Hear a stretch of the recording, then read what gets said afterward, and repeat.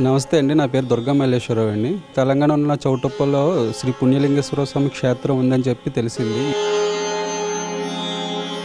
ఇక్కడ మానవ సేవే మాధవ సేవే అనే మాటకి పూర్తి న్యాయం జరుగుతుందండి. అనాథులు ఉన్నారు ఇక్కడ 600 మంది అండి. వాళ్ళంతా మతిహీనులండి. వాళ్ళ పని వాళ్ళు చేసుకునే వాళ్ళు, ముసలోళ్ళు ఉన్నారు, లేడీస్ జెంట్స్ అందరూ ఉన్నారండి. పైకి వెళ్ళి చూస్తే కన్నీళ్ళు వచ్చేస్తాయండి వాళ్ళని.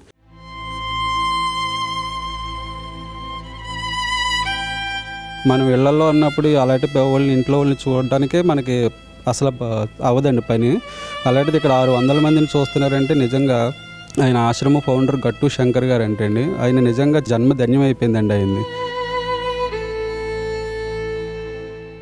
ఎందుకంటే అంతమందిని ఆయన అలా రక్షిస్తున్నారంటే నిజంగా ఆయన ఒక దేవుళ్ళ లెక్క అండి.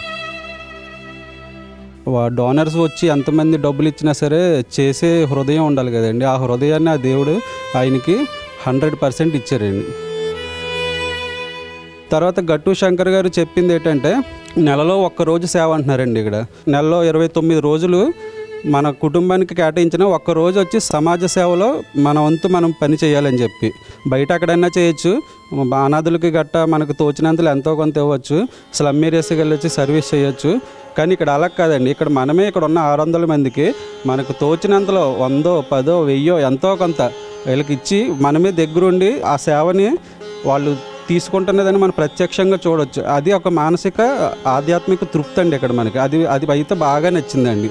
మీరు కూడా ఒకసారి రండి, ఇక్కడికి వచ్చి చూడండి, ఒకరోజు చూసి ఒకరోజు సర్వీస్ చేయండి. చేసి మీకు ఎంత సంతృప్తిగా ఉంటుంది ఏంటండి, ఒక మంచి పని చేసాంరా, ఇలాంటి సేవ చాలు నాకు అని ఇప్పటి వరకు మనం చేసిన పాపాలన్నీ తొలగిపోతాయండి ఇక్కడికి వస్తే. అటు దేవుడు చూసుకుంటాడు, ఇక్కడ అనాథులకు సర్వీస్ చేసినందుకు వాళ్ళ దీవెనలు కూడా మనకు ఉంటాయి.